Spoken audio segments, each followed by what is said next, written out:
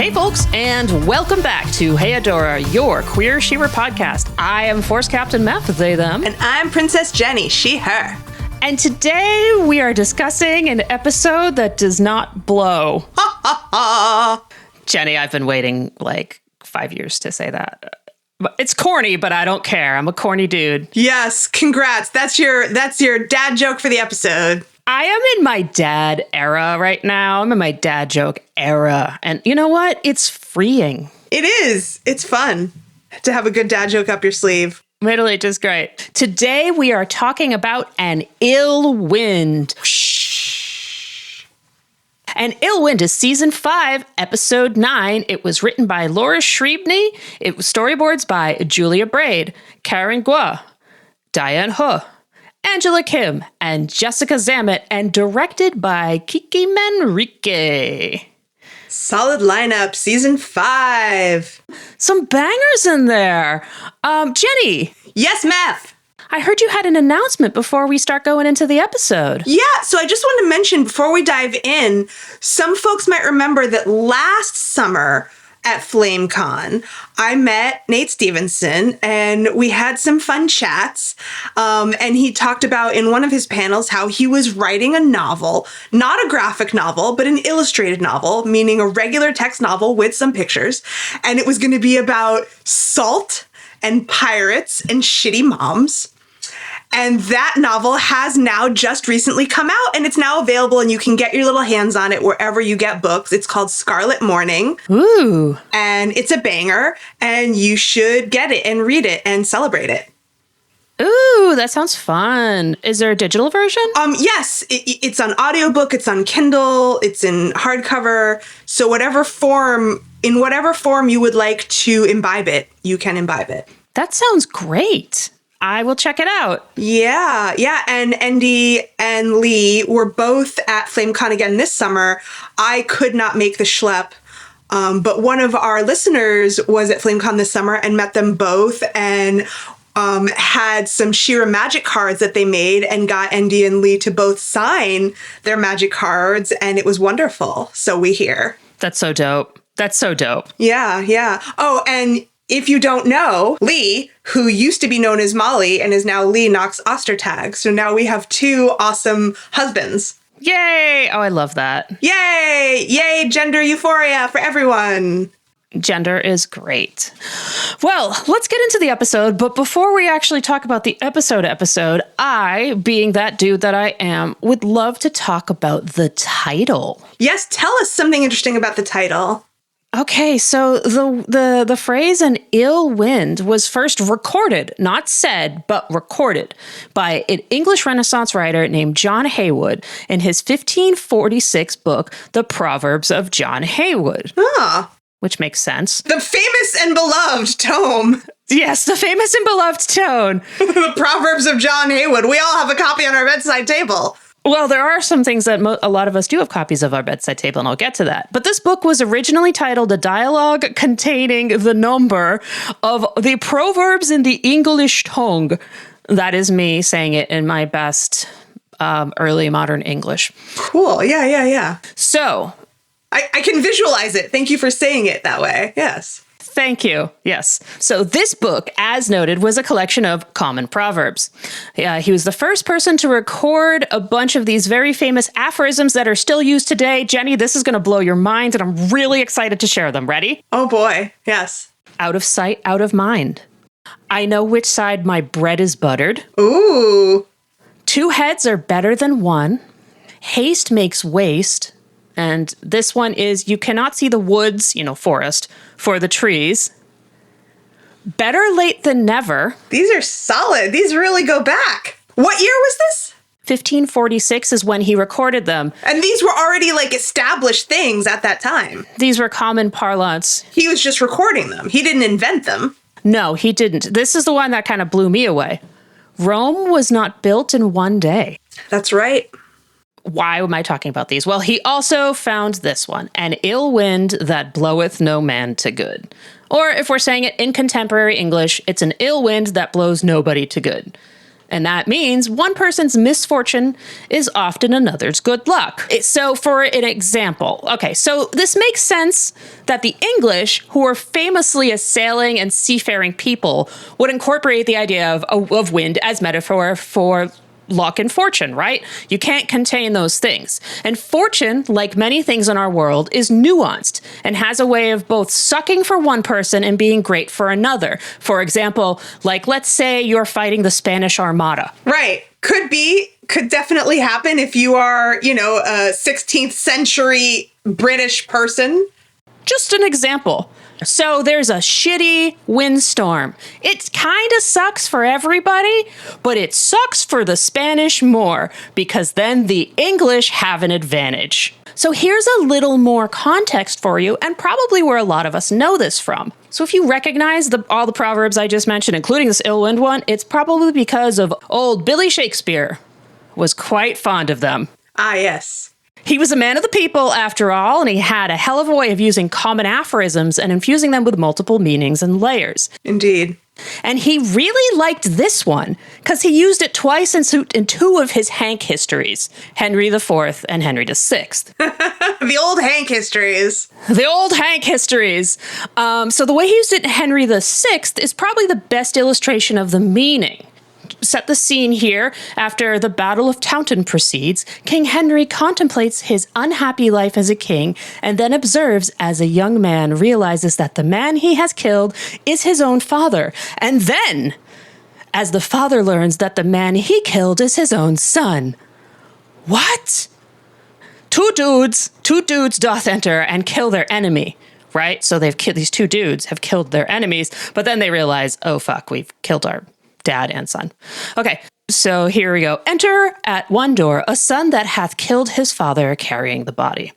Ill blows the wind that profits nobody. This man, whom hand to hand I slew in fight, may be possessed with some store of crowns, and I, that happily take them from him now, may yet ere night yield both my life and them to some man else, as this dead man doth me.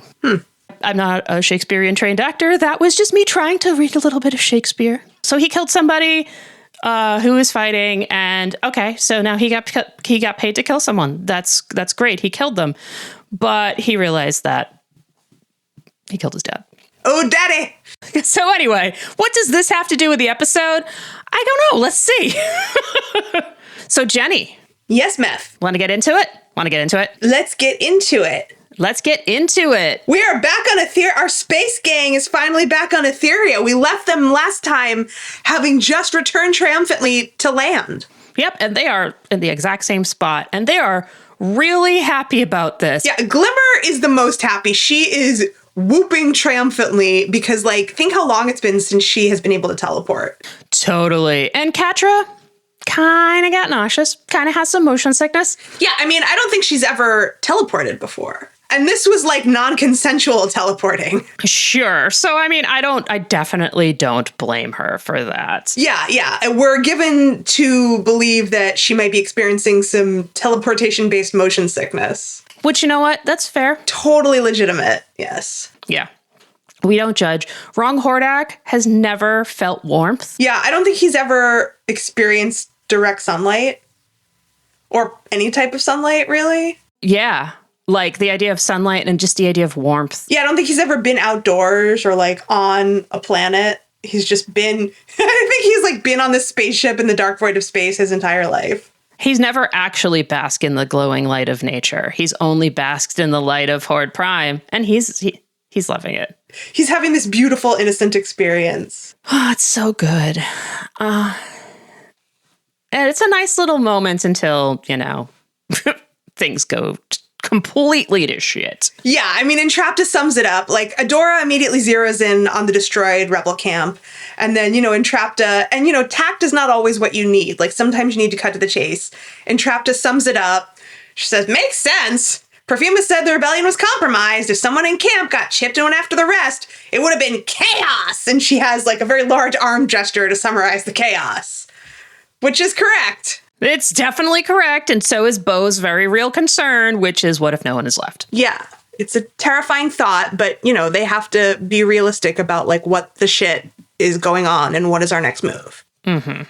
And speaking of being realistic, Glimmer is like, maybe they went back to Brightwound, or maybe my dad took them to hide out in Mysticor, or any of these things. And Catra is like, well, we can't just traipse into your old hangouts and play nice with your pals. We don't know who's been shipped. Right.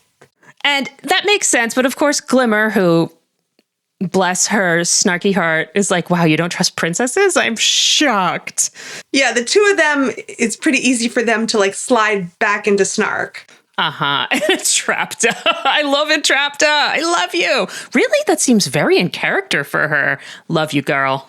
Yeah, she does not have a snark awareness beacon, nor would we expect her to. Nor we expect her to, and that's why we love her. Yeah, and I have a little sub-bullet there. I was like, this is almost me, the Entrapta character in that scenario.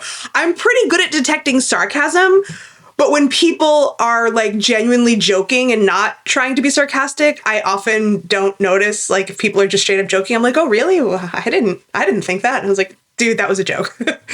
Meth can attest to this. It's cool. I get it. Sometimes my jokes don't sound like jokes, but also like, dude, we all think different things are jokes and we all interpret the world in our ways. And I dig that. Yeah. I'm often overly literal, both me to the world being overly literal and then the world to me not trying to be literal, being clearly joking. I'm like, what, really? And that is something that I have come to realize is an autistic trait that for a long time I did not realize was an autistic trait. We all need our autistic sib in there to just be like, really? And then you kind of rethink it and you're like, yeah, that was actually not very funny. Yeah. It's like, why would that be a joke? Why would that be a joke? And you're like, fuck, I never thought of it that way. Love it. Yeah. You know what? It takes all kinds. But Adora does agree with Catra. They need more intel before making any moves. They got to be smart because they're the last ones left standing. For all they know, they're the last non-shipped people on Etheria. Yeah. I mean, that's how they have to play it. Right, exactly. And Bo, ever the strategist, helpfully shares that Erlandia is the closest village to camp. And before he can even get any further with that thought, Glimmer is on it. She grabs everybody, teleports them all there instantly. Okay, Glimmer. Because she really wants to help, because she is back on board. She really wants to make up for all the shit she caused last season. She's like, okay, there's a thing we can do. Let's do it. I'm on it. Boom. Yep. And, you know, she can use the powers that she has to get them there. Of course, Catra, once again, still recovering from her queasy, is like, Yeah, she is really going to hurl on somebody if this keeps happening without warning. To quote Mermista, which I don't blame her for. Yeah, no, it's totally fair. Glimmer is like low-key sorry that she keeps making Catra about to hurl, but she's not super sorry because she's so excited to welcome them all too.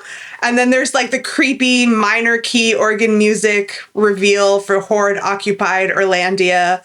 And it very much reminds me, and I'm sure it does for a lot of people, it reminds me of the occupied Omashu reveal in season 3 of Avatar. Oh. When they get to Omashu, when they're trying to find a firebending master for Aang, and it's like, let me present to you the king, the Earth Kingdom city of, and then they crest the hill and they see, the Fire Kingdom banner flapping over Omashu, and it's just so crushing. And they're like, oh, fuck.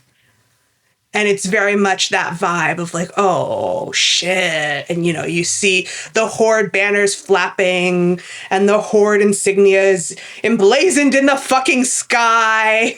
Yeah, that part is wild. And the clones are marching, boom, boom, boom, boom. Yep. And so we're at the credits. Title cards, pretty slim pickings. No Spinny, Mermista, Scorpia. We're Micah, we're slim pickings here for the title card. We have credits, we have more credits. And Jenny, the same question I pose every time. Yes, Math. Are we going to win in the end? Well, at this moment, things are very grim. We're in occupied territory, vastly outnumbered. Shit is very scary. But, we have our friends. We have very high enthusiasm from our magic users who are so eager to help. And, it ain't over. It ain't over.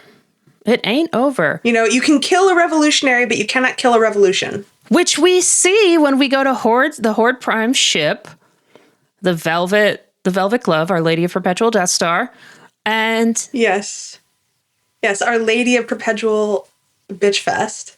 Our Lady Perpetual Bitch Fest, where Prime is watching footage of battles and revolutions on screen. Yes, from across many worlds. Across many worlds, and at least one of these planets have cat people, but they look more like the Thundercats than Catra. Yes. And one of the scenes that he sees on his view screen shows the Star siblings. Yeah, so they've been going out and spreading the good word that She-Ra is back, and there's still the possibility of magic, and they can fight. That's right. And I love it. Yeah, I think this is a really important moment to pause and just like take stock, because all the people that we see fighting back on these view screens and taking back their worlds and overthrowing the Horde, the only thing that changed for them was that they heard word that people on other planets and one other planet are fighting back, and that there is a rebel leader out there somewhere. They haven't met this person. They haven't been in contact. They're, all they know is that, oh, there might be hope out there somewhere. And that was enough to make them all come together and fight back in a way that the Horde was not expecting. And that is reality. That is real life. Yeah. And that, it mirrors other shows we've seen, like Buffy. Sometimes Buffy's role is just to inspire people to stop, submitting and agreeing to the terms of their own oppression. Not like it's so easy. We're not saying that, obviously. We're living through it right now. Absolutely. Yeah. We know that. Every day is terrifying. And, sometimes we see messages from people in other parts of the world saying, why are Americans just letting this happen? Why are you just giving into it? And the answer is sometimes, you feel isolated and you feel like an individual who couldn't possibly make a difference in the face of everything we're seeing now. And there was a video recently that AOC posted, just a very short video. And I'll put it in the show notes of her saying, Trump and his administration, they are not as powerful as they want us to think they are. They are not as popular as they want us to think they are. They're just banking on us giving in to this fear and submitting to the idea of power. And in a way, you can see it as going back to Foucault and his idea of power as a verb, power as an action. It's not something that you have, it's something you do, and it's constantly being contested and struggled and enacted. And, there's always going to be a tipping point. And we're witnessing that happening right now. And there's always going to be Foucault on Heodora. Yes. And so, this is what we're seeing across all these worlds. They met Adora for 5 seconds one time, and it gave them just this hint of hope and faith that more is possible. And it gave them back that hope and faith in themselves. So, it's going to happen for us too. It might not be tomorrow, but there's an inevitability to it. Fascism can never win forever. We're going to win in the end. Thanks, Jenny. No doubt. Appreciated. No doubt. The only things that I had here were, yay, the Star siblings, and it looks like Thundercats. So I'm really glad that you had something for our younger viewers. Thundercats was another classic 80s cartoon about anthropomorphic cats. Like big cats, like jungle cats, not like kitty cats. Big cats like jungle cats. Yeah, not like kitty cats. That fought an evil wizard named Mumra. Thunder, thunder, thunder, thunder cats. All right. So anyway, cartoon uprisings have begun across the universe. Prime is pissed. But he's not like manic rage pissed. He's like simmering pissed. He's like sitting there with his chin resting on one hand. It's very supervillain pissed. Yeah, he's like, how dare they? How dare they? These little bitches. He's like at the point where he feels like his kids are acting out and he can still get this shit back under control. Like, he's annoyed. He's like so deeply annoyed. But he hasn't accepted that the power dynamics have truly shifted. He's both mad and disappointed. Yes, exactly. He's like, how many now? And a clone answers, at least 12 occupied planets. We're stamping out the dissidents, but their message is spreading. They say they are revolting against the Horde in the name of the rebellion and of She-Ra. She-Ra. Yes, and then when the one clone says the name She-Ra, the other clone has like a little reaction. Like he almost has an expression. Right, like he's in the sunken place, but he recognizes something. Yes, like this one clone that looks like all the other clones is like having thoughts and feelings. And so disgruntled daddy says his poor heart just aches for these poor misguided children. And he stands up holding what I believe is a small model of the heart of Etheria, because it's cooler than just sitting there and giving verbal exposition. He tells us that he's more assured of his plan than ever. That plan being to use the heart of Etheria to bring peace to all the universe. And by peace, he means death. Because what's more peaceful than death? It's his gift. Yes, death is his gift. That's a Buffy reference for people who don't know. Once everyone's dead, the universe is going to be super peaceful. Yes, but without She-Ra, we must find another way to activate it. And his last command to the clones is to find the dissenters and make an example of them. It is time to crush the spark of rebellion for good. Send word to our dear sister on Etheria, as an image of chipped Spinny appears on the view screen.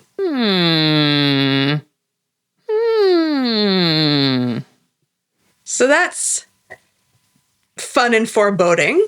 That is fun and foreboding.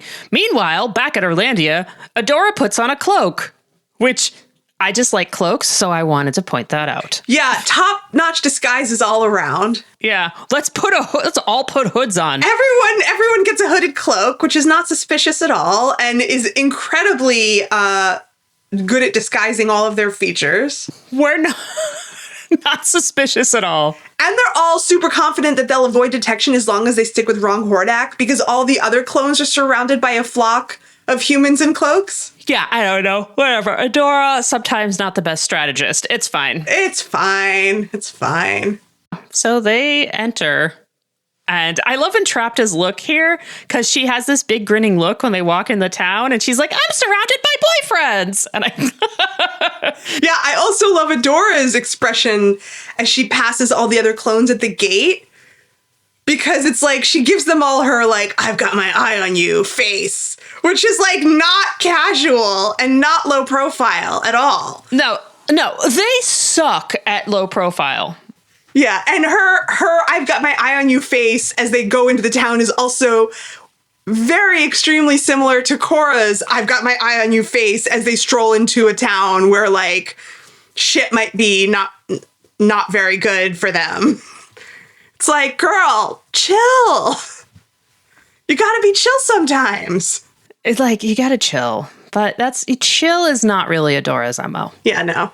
I love that Wrong Hordak tries to bond with his brothers and hopes that they are only full of love for Horde Prime and have no crippling doubts eating at your soul. Gotcha, bud. That's real.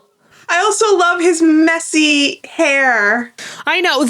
They all of them just suck at espionage. I know. It's like, not everyone can be good at everything. But I love that they think they're blending in, and Trapta's like, nice job, Wrong Hordak, you blend right in, and winks at him, and this is when he learns about winking. Yes, and there could be no better teacher for Wrong Hordak than Entrapta, because she understands how to explain things to him. Yes, agreed. And she understands, like, Entrapta has broken down what this particular symbol means in order to understand it for herself. It signals unspoken intent behind my words. In this case, our mutual deception of the Horde. I love, love, love this scene. Yes. Because they both, this whole social world and these types of social interactions and facial expressions and expressing emotions, it's foreign to both of them. It's not something that they grew up with. It's not something that they were taught as children. It's like they're learning, it's like an adult learning a foreign language for both of them. So she is the best possible person to teach him. Yeah, that's a great comparison. And yes, we love Entrapta. Entrapta, you're the best. Yeah. Yes. But Wrong Hordak feels unworthy of expressing facial emotion because this is a privilege reserved only for Prime. But of course, he certainly wasn't shy about expressing emotion when he was sobbing dramatically on Bo when he first left his pod. No. But, he was like a newborn baby when that happened. And Trapta lets him be a little subversive. And she's like, well, that's exactly why you do it, to show that, like, right. You are free, right? Exactly. You're free. You don't need Prime's permission to express facial emotion. You're free and you've got this. And once again, Entrapta wins. Yes. And he tries it and he likes it so very, very much. He loves it. There's so much whimsy occurring. I know. Oh, I love his joy. Yeah, me too. Such good joy. So then in the notes that we have, we say a creature with a mustache and a mushroom-like head approaches. And the entire episode, I'm thinking it's the anthropomorphic pizza topping. He looks like the pizza box. Like, he looks like a happy, like, mushroom on a pizza box. I just called him Mushroom Head Mustache Man. Because I like the consonants. Yeah, he's an anthropomorphic pizza topping. Yes, there are many ways that we could refer to him. He's a wholesome little... I mean, we can all agree that this is the little Italian guy. Right, and he's like I said, he's like the chef. Like the mustache alone. Right, he's the chef on the pizza box. That's like, it's a pizza. It's so delicious. So, like, that's him. This little guy, though, is extremely terrified for all of the logical reasons that you would imagine that he would be.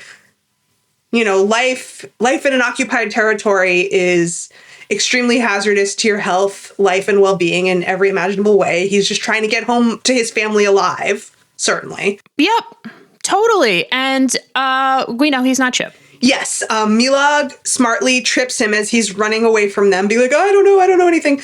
Milag trips him so they can get a good look at the back of his neck. Mm-hmm. The show me your neck. Yes, show us your neck! So after he runs away, Catra points out to the group, Catra always keeping it together, that if these people are this scared, they're more likely to sell them out to Prime than to tell them anything useful. So she thinks that they should just bail and regroup and figure out a new plan. But Adora does not want to do that. She does not want to go until they get all the info they need. She wants to stick to the original plan.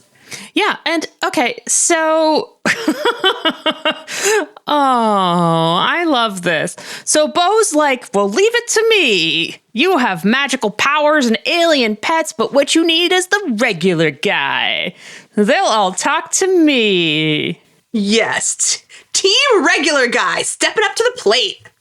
And he's like, hello there. I am just your average traveler passing through. And I make this comparison so much because it's one of my favorite jokes of all time. And I know it's not a direct parallel, but it always reminds me of when Spike on Buffy does his fake American accent to tell people that he's a friend of Xander's. Yes. No, sir, I'm just a friend of Xander's. Yeah, I see it. Yeah. His attempt to be just a normal guy. I'm just a friend of Xander's. How do you do, fellow kids? He's just he is not blending in. Yes. Yeah. He may not be magical, but he's not just a regular guy. Right, exactly. But so he starts asking people questions. Well, he goes to one specific shopkeeper. They go to a shop, yeah. And he's asking her if she's seen any princesses around here. And the second that he says the word princesses, the shopkeeper completely freaks out and slams the metal grate down over her market stall right in his face. Like he's on fire. So this does give them some information. Okay, so there are princesses, and maybe they're not in the greatest place. So princesses were here, and clearly they were chipped, because why would someone react this way to the princesses if they were being their normal self? Sure, and Catra's line here is great. One of my faves. A town that hates princesses? Should I buy property here? Is what I would have said before I joined you. Go team! And I love the A+ delivery from AJ. And also I get how Catra's still a little grumpy towards princesses. You don't shake that so quickly, but... Yeah, she's not going to change her whole personality overnight. No. But, she's still okay, yeah, go team. Yeah, so... Yeah, it makes sense for them to have moments like this. It wouldn't be realistic for her to have a complete, after Save the Cat, for her to be okay, I'm 100% a new person now, and every minute of every day, I'm going to be a whole new person. Right. I love princesses. Yeah. Adora has the plan of let's split up, and Catra, you can take Entrapta and Milog, and then says to Milog, keep them safe, okay? And I'm like, good kitty. Meow, meow, meow. Adora, good cat friend. Yeah, I like Adora and Milog's relationship. It's like, Milog is not Adora's cat, but it's like they have this alliance. Yeah. It's like we both care about Catra, even though she sometimes can be difficult, like she doesn't want to be cared for. Even when she makes it difficult, we're going to make sure that she's okay. Okay, so we love that. So they all split up. Yes. And Bo is very dispirited about the way that people are reacting to the idea of princesses being around. He says, after everything the rebellion's done for Etheria, how could people be afraid of the princesses? It's kind of overlooking the whole chip thing. Sure. Like it is reasonable for any non-pod people to be afraid of pod people. Like we were afraid of the pod princesses every time we've seen them. Yeah, like they're super powered pod people. Like that's terrifying. Yeah. But Adora does point out that we've been gone for a while, and like we're just talking about, things are worse there than when they left. So you can't blame people for being scared. Yes. Right. You can't blame people for being scared of ... that same little, the pizza guy, and we see him up, a little distance away, tattling on them to the clones. But you can't blame him, right? We just said we can't blame him. Right. And it's like, well, you kind of can. You can understand, but that doesn't mean you can't blame. Like in this instance, like you can understand why they're doing it, but also like you did just sell them out. There doesn't have to be blame. I mean, this is a situation where assigning blame isn't useful. It's not useful. Yes. So they see, they gotta bounce real quick. They rush into a store and tell Rung Hordak to cover for them. And Rung Hordak is super cheerful to have a job. He winks at Adora. Adora is slightly disconcerted, but she just goes with it. Yeah. He's working on the wink. It's cool. Good job, buddy. Yes. Rung Hordak cheerfully tells his fellow clones that there is definitely nothing to see here. Gives him a thumbs up. Really casual. Good job, buddy. Good job, buddy. And the clones move on, but the shop owner is not happy to see these suspicious hooded troublemakers in her store. No, and she points out, you're wearing hooded cloaks. That's suspicious. So no, we're all like, thank you for saying something. Yes, like, what? You're not put at ease by these wicked good disguises? Yeah, and then, like, this is another thing that doesn't totally work out for me, but it's like, it's not worth getting too upset about. She asked them if they're hiding from the Horde. Instead, she'll call for help, which you would think would be something they would want, because, like, if there's an underground resistance here, they would want to connect with those people. But they say, oh, no. Mm-hmm. Like, don't do that. But, like, I don't understand why they wouldn't want that. I think she means help for herself. I don't think she means an underground resistance. I think she literally means, like, are you hiding from the Horde? I'm going to call the Horde, and that will help me. Yeah, but I guess you're right. I guess it's ambiguous. But anyway, Bo says there's no need for that. They're just browsing, and they pretend terribly to be just browsing. We are shopping. Ooh. While Bo casually questions the store owner. Oh, God, they're so dorky. I love them. Yes, they're very bad at browsing. But he's getting some information. Yes, their world is just like ours. Things are bad everywhere. We're all just trying to get through the day without any trouble. Yep. And Bo is trying to incite revolutionary feelings in them. You're just going to give up? And she's like, well, what are we supposed to do? And Adora's like, just chill out, Bo. We're just trying to... Yeah. This is a fact-finding mission only. Yep. He's like, well, I'm just a friend of Xanderers. He's doing that. Yes. Casual third-party observer. And then he throws off his cloak with glory. You should join the rebellion and fight back. And Adora's like... This is going great. And the shopkeeper lets them know that the rebellion is on the Horde side, so there's not really a rebellion anymore. And if it's not the clones attacking, it's the princesses. And Glimmer, this interaction is really important. Glimmer says it's not their fault. It's Prime's chip controlling them. And the shopkeeper is, do you think that makes a difference to us? And that makes sense. Yeah, of course. The impact is what it is. The impact is what it is. It doesn't matter what the intention is. The impact is the impact.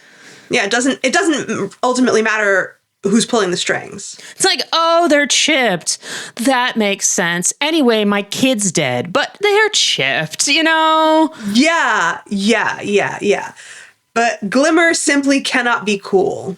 Glimmer also is like, well, there are still some princesses fighting for Etheria. Glimmer throws off her cape.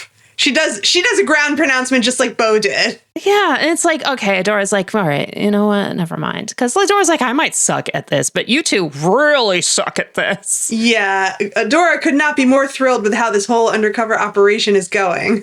But to be fair, the shopkeeper is like, oh, it's Queen Glimmer. I don't want any trouble. Yeah, I mean, she's just terrified, and she just wants to avoid trouble. And they still are like, we're not with the Horde. Wrong Hordak boops in, very cheerful, to tell them someone is coming with a wink. Uh-huh. And Adora says that's not how winking works. But I think it's pretty obvious that someone is coming. He wouldn't just come in out of the blue to say someone is coming if someone wasn't coming. I agree. But it's a bit that he doesn't know how winking works. And it's Spinnerella. Her eyes are glowing green. She's evil. She's smashing all your windows. Smashes the windows. She's here to be glowy and scary. And that is now what is happening. Elsewhere in town, it's a new scene. We're going to leave the scary, smashy wind behind. We have Catra and Milog in a tree, and Catra does a little bit of minor crime here, which is fine. Yeah, she's just hungry. She just needs an apple. Trapta is having little mini science time. Yeah, she takes some soil samples, which will provide some very helpful data in 4 to 6 weeks about the princesses. Like, is she sending it off to a lab? Why is it taking so long? That's usually why things like that take so long. It's not the test itself. It's the actual logistics of sending it to a lab and then having the lab back up and all that stuff. So that is true, but there are some things that just take time. Yeah, like, I guess growing, like, horde spores or something. Yeah, I mean, there could be lots of reasons why things take time. I feel like there's some... I mean, I'm not a scientist, as we all know. Yes. Neither one of us is a scientist. Yeah. There's some things that just take time. Chemical processes take time. And some, like, magical... I know this is not a magical thing, but there in magical tropes, there's some things that it's like, oh, it has to simmer for this amount of time, and then it has to be under the light of the full moon for this amount of time, and then, things happen in their own time.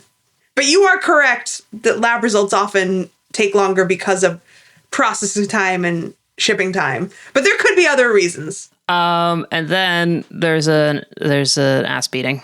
Yeah, they see the fighting, they try to go help, but there really isn't much they can do because Spinny has all the pals spinning in a big pink tornado, which is pretty badass, to be perfectly honest. It is.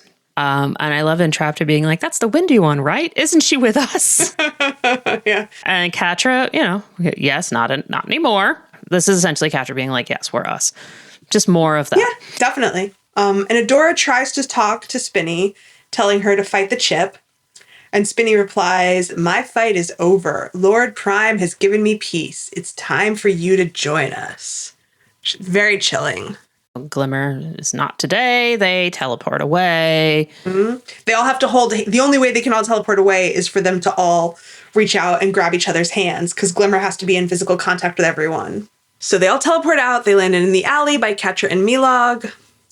And Adora is very forlorn. She says, Prime really did it. How are we supposed to fight our own friend? Catra has a good point. Never stalked you before. Yeah, I mean, of course it's legitimate for her to feel hurt by that and to say that, but it's also a meaningful difference, the lack of free will. The people made a choice when she and Adora parted ways at the beginning of the series. They both had free will and made a choice. Yeah. That's the whole point, is that they both now were able to make a choice. Right. And all the people who are chipped obviously do not have free will. Yeah, and this is just Catra being snarky. Yeah, I mean, but I still think it's fair and legitimate. Like, it would be crazy for her to not have that feeling. Absolutely. So, just as Scary Spinny comes in with her big finishing move, someone else makes an appearance. Aw, she tosses nets. It's Natasha. She tosses nets. She literally drops in out of nowhere to save the day with a net, and it's very boss move. Very boss move. And then we have like a medium large wifey fight scene. Evil Spinnerella calls Natasha beloved. Yes. They battle. And then finally, when Glimmer is like, okay, this is actually going to be detrimental to Natasha, Glimmer teleports her out. Yeah, it's at a point where it seems like she could die. Yeah, and Natasha's kind of pissed at her. Yeah, Natasha does not want to be saved. She wants to keep going and save Spinny at all costs. But she may have lost perspective a little. A little bit, but can you blame her? No, of course not. But it is up to her friends to preserve her life. Back to Our Lady of Perpetual Death Star. So my first bullet here is an indistinguishable clone that is actually Right Hordak walks down an indistinguishable hallway and secretly takes out his little data crystal from Entrapta that says loved until another clone interrupts him. Yeah, I just have, oh damn, his sense of self is kicking in. Yes. Yeah, they walk into this horrifying room chock full of pods of old Prime bodies in stasis. Right? It's like the Matrix battery pod room. Yeah, but they're all old Primes. They're his old bodies. Where current Prime is low-key freaking out. And he says, there's something I am forgetting. It plays at the edges of my mind. Etheria, long ago. I heard that name before, though it fell on different ears. Prepare the vessel. I must access the memories stored in this version. So this is a really interesting bit of world building, like this scene. Because, like, is current Prime really the same dude living one long eternal life if he doesn't retain all his memories from all his disposable bodies? Like, he has to plug in to access his former memories from his former bodies. So what exactly makes all of these his former bodies and his continuous consciousness? Whoa. Good point. Like, I don't have an answer. Like, he has enough of a vague memory to know that there is something there. Otherwise, he wouldn't have any reason to be like, oh, that I remember something. Yeah, and that's kind of something that we're seeing with, you know, obviously before this, they parallel it with Right Hordak. He had his memories erased and now he's recovering them. He had his memories erased from the same body. Well, is it the same body? I don't know. Yes. He went in the pool. He had his memories erased. But his body is quote unquote fixed, right? He doesn't have the arm. Yeah, I don't know, actually. I guess I can't claim that I know for sure that he's still in the same body. But I feel like nobody has the honor of going through multiple bodies other than Horde Prime. So, I don't know. I think I'm with you. That is a really tasty piece of world building and open question about said world building. Yeah, I just thought that was interesting. I mean, clearly he has enough of a seed of memory to make him be like, oh, I remember that name. I have a vague sense of memory, but I don't really remember. I need to plug into this body to have the full memory. So now we have a naked, wrinkly old man Prime floating in goo. And he opens his eyes. So now I don't understand, like, is this body still alive? Is he just booting it up for 5 minutes to access the memories and then he'll power it down again? The two Primes are looking into each other's eyes. Talk about body horror. Right, this is body horror. Yeah. But he plugs it in.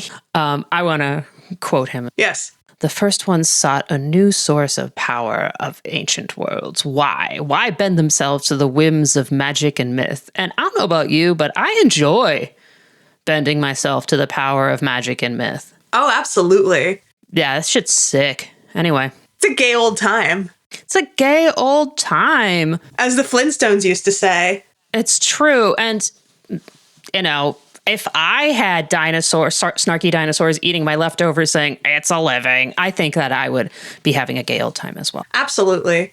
Love it. So we have some interfacing with Hordak and he's having flashbacks. He's able to kind of like go through his hard drive and he remembers. Yeah. So while this is going on between Prime and old man in the goo Prime, Hordak standing nearby, is having the flashbacks. Correct Hordak. Of his life on Etheria. Yeah, real Hordak, right Hordak, correct Hordak. You know, he's holding his crystal from Entrapta, and he starts to have flashbacks of his life on Etheria, even though he's been trying so hard to be a good boy clone and be just like all his brothers and just be an anonymous clone. But he also wants to remember Entrapta because she was his one true friend. So he's having so much cognitive dissonance. He's going through it. He's really going through it. Sorry, buddy. So while that's going on, it's just going on silently on the side, Prime says the fools took their secrets to their graves, but he'll find another way. And then he notices his good boy clone is acting slightly different, which is not so good. And he says, "Is there something wrong, little brother?" And, you know, he covers it up. "It is an honor to bask in the glory of your former selves, Lord." That is a super creepy line, but very effective. Very effective. So we leave the Velvet Glove, Our Lady of Perpetual Death Star. And we're back in the forest in Etheria, and Natasha's bullshit. She's very pissed at Glimmer for saving her. Because she'd been tracking Spinny for days, and she almost had her. Mm-hmm. And Catra says something snarky, and Natasha's like, "Oh, I'm gonna kick your ass now." Yeah, snarky, but also accurate. Sure, because Catra's pretty accurate with her snark. It looked more like she almost had you. Like, it wasn't that snarky. And this is the first ass-kicking moment from the rebellion to Catra. This is not going to be the last before they realize Catra is a good guy. She traps Catra in a net, and Milok is pissed. Which, good kitty. Adora smooths things over and is like, "No, she's with us now." And Natasha is like, "What? Really?" Catra's still pissed. Adora is like, "Yeah, let's come on. We have more important things to do. Get Catra out of this net." Then Natasha's like, "Oh no, it's a clone!" And then Wrong Hordak is like, "Where?" Right? Yeah, we got the double comedy beat of, "Look out, a bad guy." No, that person's on our side. "Look out, another bad guy." No, that person is also on our side. And then Natasha's, "The only person I'm fighting here is my own wife." And I'm pretty sure that's the only time in the whole series that either of them, Natasha and Spinnerella, uses the word wife. Oh, that's a good point. It's implicit, like it's clear, but I'm pretty sure that's the only time they explicitly say the word wife. It's not really a gayest moment per se, but there aren't a lot of gay moments in this episode, and so I'm going to count it. That's fair. We get some exposition from Natasha. They got Spinny first, and then she chipped the others: Mermista, Scorpia, Micah. You know, yeah, like each person in the shot gets a reaction to knowing that, like, basically the person most important to them in their life has been chipped. Yeah, Prime is forcing them to attack the people of Etheria. The rest of us are in hiding. They're trying to figure out, like, regroup, but she needs her wife back and she'll do whatever it takes. Yeah, basically they have a super short pity party saying they weren't here when their friends needed them, etc., etc. But then they rally. We're here now. We're not giving up. Rousing words of camaraderie, etc. And they vow to go back for Spinny and the people of Erlandia. They have, like, a moment for their feels, but then they're like, "Well, we're going to go back and we're going to take care of this shit." Yep, and so they go back. They're like, "We're going to get Spinny, damn it." So then they head back to Erlandia. Yes, where Spinny is interrogating the shopkeeper lady from before, who swears she was not helping Shira. She didn't even know that was Shira. And Spinny's line here: "Prime rewards honesty from his children." You know, so not everybody has to be chipped in order for them to be Prime's children. Yeah, that is interesting. I mean, I still feel like the end game is for everyone to be chipped, probably. Sure. But yes, terror and intimidation also works. And Wrong Hordak comes in and does a nice redirect. "The rebels have been sighted in the outskirts of the woods. Come at once." And then two clones are like, "Hum, hump, hump, hump, hump, hump, hump." And then they do the thing where, you know, they're like, where's the bad guy here? And then they attack. Yes, and I love Wrong Hordak's line when he says, "Right beside you." Very cute. He gets, you know, more winks in. And then we get a double boom, boom. Bo takes down the drones with arrows. Catra takes down the battle bots with her claws. And also Glimmer. Boom Boom rescues the town folks one by one, teleports them to safety. Battle seems to be going pretty well. Yep. And we have a nice little cute gayest moment here. Catra turns to Adora and says, you go deal with Spinnerella. We'll take care of the bots. And Adora says, be careful. And Catra says, always am. Yeah, that's a really nice gayest moment in this ep. It's another one of those good small moments. Catra's grin especially. It's like they're very much a team again. Yeah. And I realized that I've actually incorporated Catra's like always am into my own vocabulary whenever somebody says be careful, and I didn't realize that I got it from here, so. Oh, nice. Yeah, I like it. Yeah, I like it too. So Adora and Natasha go off to take care of Spinny. She's still, holding the shopkeeper lady in a tornado. And Natasha, she's looking at the green void eyes of her wife and asks Adora, what if she can't come back from this? Yeah. But Adora has experience with this. Right. And she's like, listen, my girlfriend came back, so your wife can come back. Yeah, she says she's still in there. She needs you to remind her who she is. And we need to remind Prime who we are. And boom, she has her first season 5 transformation since returning from space. Back on Etheria, showing Etheria that she is back. It's great. It's exciting. She's got a new look. Natasha appreciates her new look. And She-Ra glances back at her with this low-key, cocky gay smirk, which I appreciate very much. I also have this as gayest moment of lesbian auntie approves of the new gay look. Yes. We have our lesbian aunties come back together to do some fisticuffs. Yes. Glimmer grabs the shopkeeper, teleports her to safety, tells her we won't abandon Erlandia. It's important that Glimmer's the one that's doing the saving shit. Yes.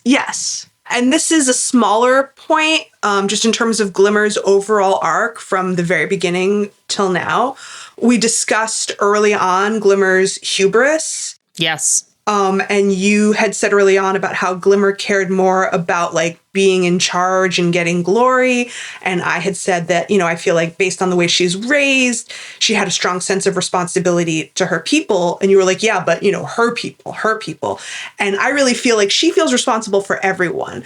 Like she's not the queen of all of Etheria, but based on how we've seen like all the other kingdoms sort of loosely having allegiance to Bright Moon, I do feel that she has a sense of responsibility to all the people of Etheria. Totally. And I think that is... A Glimmer has grown so much, and that's been a seed in her, and that has grown into a full-ass tree. Yes. And like she, of course, has made some very stunningly bad choices, but all the bad choices she has made, I do feel were motivated by... at least largely by a sense of responsibility that she's like, I got to take care of everyone. I got to make sure everyone's okay. And I think this is the best way to do that. Mm-hmm. And we see her enacting that right now in a more like hands-on direct way. Yeah. And she has grown a lot, over the course of the last 5 seasons. And now she has she's coming at it in a better way. She has a more mature understanding of teamwork. Mm-hmm. Yeah. And listening to other people and not just steamrolling ahead with her own ideas. But her motivations, I believe, were always correct and remain. So I was, happy to see where she is right now. Me too. I'm really happy that this is where Glimmer is right now, which is great because there is a nasty knockdown drag out fight happening and those people need to get the fuck out of there. That's scary. Yeah. Like right now, Glimmer's priority is get the civilians to safety. Yep. And so that's what she's doing. And it's a brutal fight. Yeah.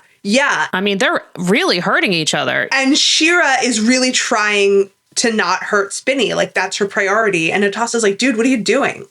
Yeah, don't hold back. She won't. And she knows how strong her wife is. Yeah. Yeah, so this is a pretty nasty fight. I mean, she's throwing rocks at She-Ra. Yeah, and she really seems to be enjoying it, despite the whole through line that we keep coming back to of like, the chipped people have no emotion. She seems to be enjoying it.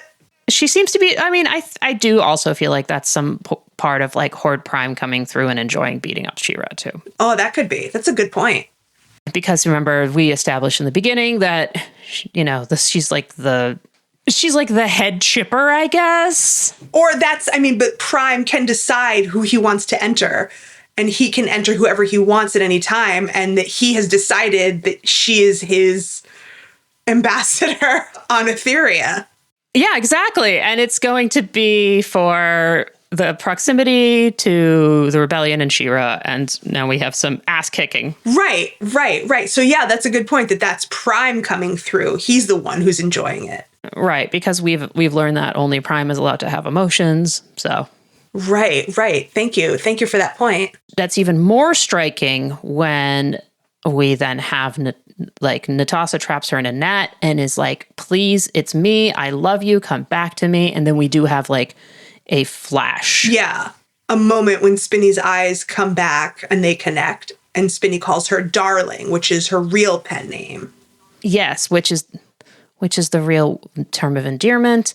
And then this is the scary part. And then we have the recapturing of Spinnerella's self. Yeah, the chip grows out from its initial point. There's tendrils that come out. I guess technically they're probably wires, but they're wires that look more organic to make it more creepy.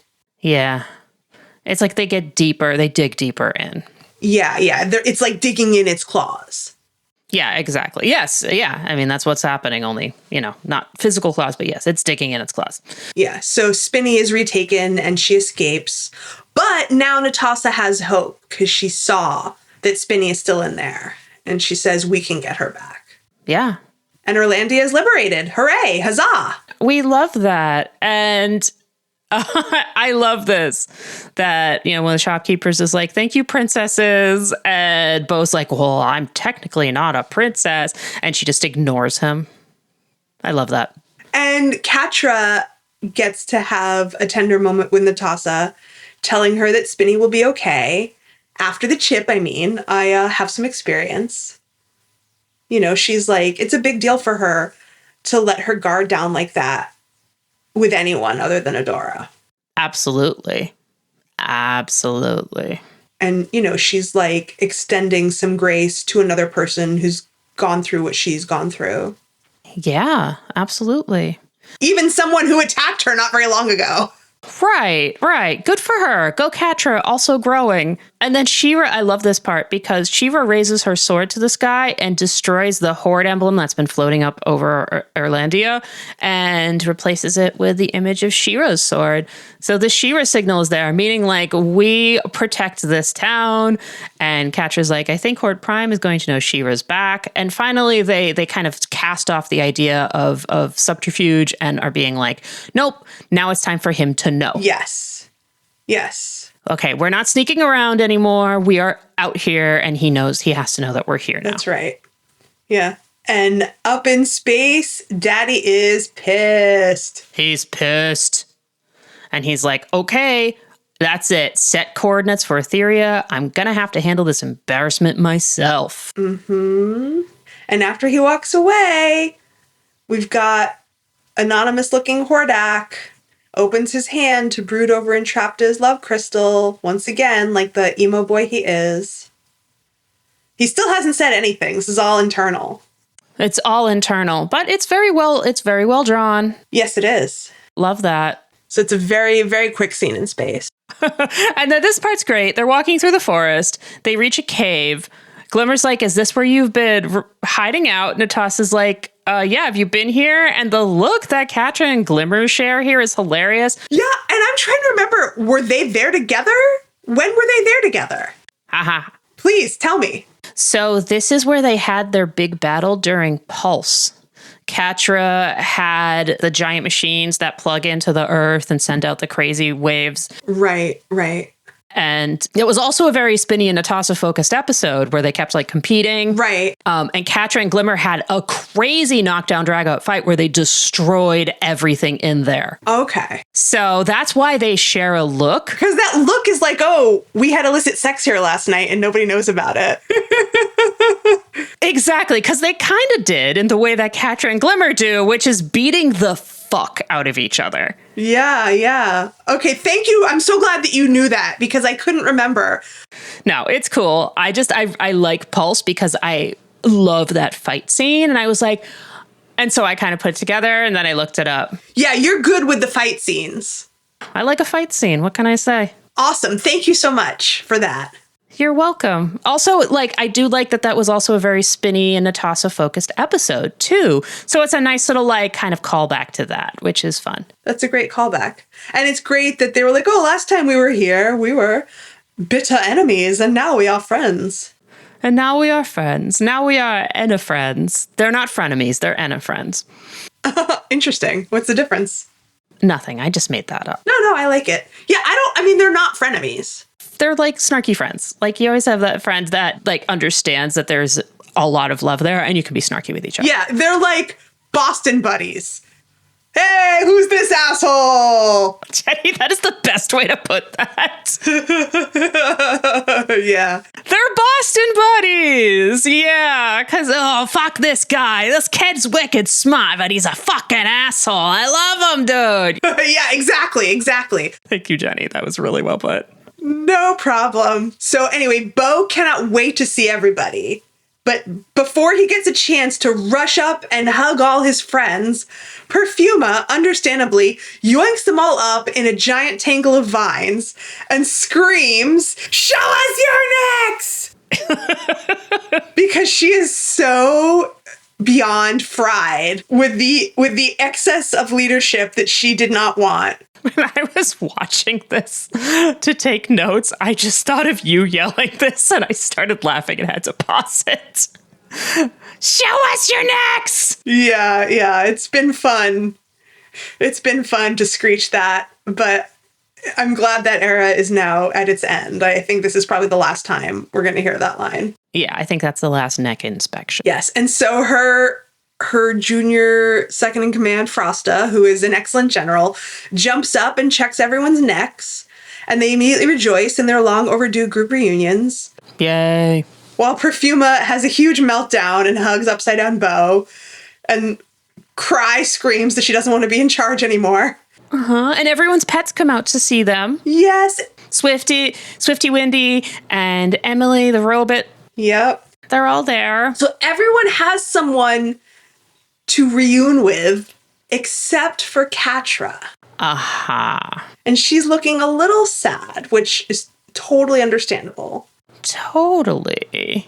But then we have Shira, and I just think it's important to note that Adora deliberately stayed in Shira form through this whole final scene, which she normally doesn't stay in Shira form after a fight.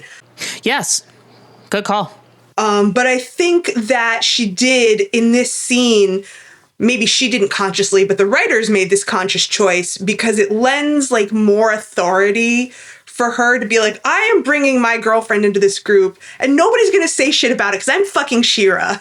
Because she's fucking Shira. And I do have this as a gayest moment. Introducing the girlfriend to your friends, which they already know her. But right. But now she's officially. So, even though it's Adora was always the general, and the master strategist, but she's an 8-foot tall Amazon warrior queen. Yeah. You're not really going to fight that. No, you're really not. You're not going to fuck with her as she's saying hey, everybody, this is my girlfriend. I know we've had our issues in the past, but I'm bringing her in now and you're not going to fight me on it because I am fucking Shira. But Frosta. Ice punch! Ice punch. Sucker punch out of nowhere to the jaw. And it's fucking hilarious. Yeah, she flies 10 feet. Catra's are you serious? And of course Frosta's pissed. And Catra ruined her party and is also, horde scum. Yes. But Frosta, I have here that I think Frosta is very 11-year-old mature because she only has to be told once. She's with us now. And she just says, fine, but I still don't like her face. And that's all she has to say about it. And everybody acknowledges that that's fair. Yeah, and they're all right, that's fine. Yeah, and sometimes you just have to get the one punch in and then you're fine. I guess that's also part of the Boston friendship. It's that guy pissed me off. I hit him once. We're best friends, Yeah. I think this is all in line with the Boston buddies thing. And they all smile after that. It's all water under the bridge. Oh, yeah. Yeah, they're fine. And then Perfuma wants to know if Natasha found her wife, and she did. And she's having a hard time. But She-Ra, gives us our nice ending. Spinnerella got away, but we will get her back. We'll get all of our friends back. There's still a chance to save them. The war has only just begun. Yes. Boom. And then we have this awesome final shot of all our remaining buddies in this like lineup of determination, staring down at the camera. It's very proactive, very hopeful. Yeah. Yeah. It's very much like if there was going to be a caption on that shot, it would be like, the end game has begun. The end game has begun. Yes, agreed. So it's a very hopeful place to end. It is. And speaking of hopeful places to end, Jenny. Yes, Meth. What have we learned today? I think we've learned that you can get in one punch and still be really great, wicked great buddies if you just let it go. Yeah. If everybody just acknowledges that that's what needed to happen. Yeah. I think we've learned that friendship can survive a lot. Yep. And rebellion can survive a lot. Yep. It's really, really fucking hard to kill a rebellion. Yep. Even when things look really bleak and things are scary, a rebellion doesn't rest on any one person's shoulders. Yep. And, the universe is bigger, so much bigger than you think when you're scared and alone in a dark, scary place surrounded by terrifying automatons. Yeah, I want to just kind of speak to that really quick. There's a really wonderful folk ballad called The Ballad of Joe Hill, or Joe Hill. And Joe Hill was organizer. It says, I dreamed I saw Joe Hill last night, alive as you and me. Says I, but Joe, you're 10 years dead. I never died, says he. I never died, says he. Because you can't kill the spirit. Right on, man. Right on. Well, folks, if you liked what you heard and you want to convince the sentient pizza box mushroom that you aren't part of a fascist invasion, you can like and follow us on Apple Podcasts, Spotify, or wherever you get your podcast fix. You can also find us on Instagram, TikTok, Facebook, and YouTube at HeyAdoraCast, or you can email us some not-so-subtle winks at heyadoracast@gmail.com. And just as we've mentioned, we have a Patreon. We sure do. We've been having some really fun conversations in our Discord lately with our patrons, and you can be part of that. Really awesome perks, really cool people. Like Jenny mentioned, hang out on our Discord with some really rad people, Patreon-only live watches, video, hangouts, so much more. You can find a link to our Patreon, as well as a link to this week's Spotify playlist and Ill Wind in our show notes or at heyadora.gay. That's right, folks. You can find all of our shit, as always, at heyadora.gay. Until the government shuts down .gay, you can find us at .gay. That's right. You can pry the .gay from our cold, dead gay fingers. And remember, queer joy is radical. And queer love saves the universe. Whoosh. That's a gay wind. It's a gay wind.